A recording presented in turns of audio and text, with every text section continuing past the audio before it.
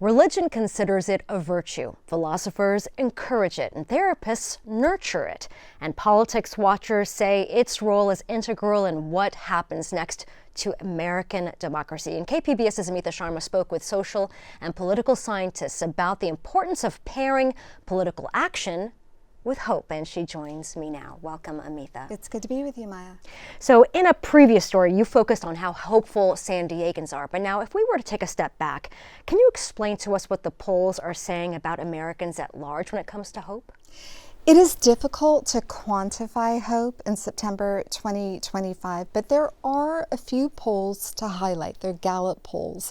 One is that while globally people are feeling more optimistic about their lives, hope is on the decline in the United States. And the reasons for that, as always, are up for debate. They include economic inequality, the rise of social media use leading to loneliness, isolation, and the decline of civic values. The second Gallup poll of 52 countries shows that hope is the top need that people have from their leaders. It is ahead of trust, it is ahead of compassion, and it is ahead of stability. I spoke with UC San Diego Emeritus Professor of Sociology, Richard Madsen, about the history of hope. Hope is a theological virtue. Okay? It's a virtue that transcends us, that we hope even if things are looking really bad, are bad. The faith and hope that we can make them better is something that,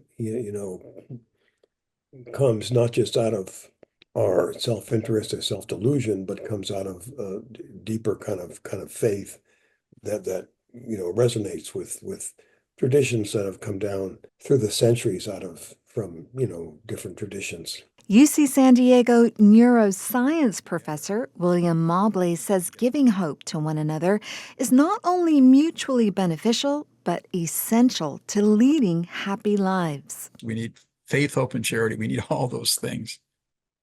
Great to have faith. Great to have love.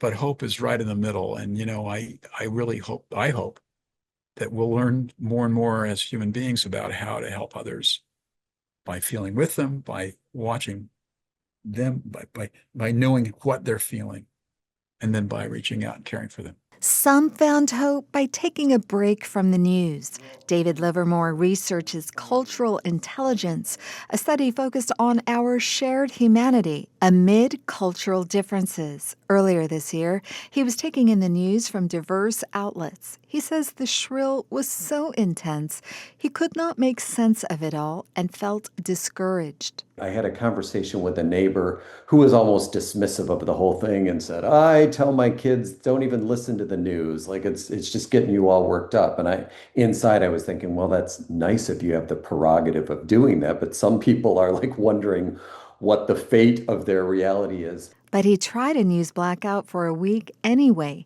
He wound up finding many reasons for hope outside the news, such as a belief supported by data that people are wired for goodness. Also, the U.S. has survived deep polarization, even a civil war, and a knowing that younger, emerging generations will lead differently. Regardless of how we feel about that, like they have a broader view of society and diversity in the world, and they're already moving into positions of power, Gen Z and millennials. And even political watchers are finding reasons for hope. UC San Diego political scientist Zoltan Heinel describes himself as reasonably optimistic, but he prefaces that by saying that American democracy is not as full-fledged as it was. We are moving away from an open, diverse democratic system and are at a critical juncture.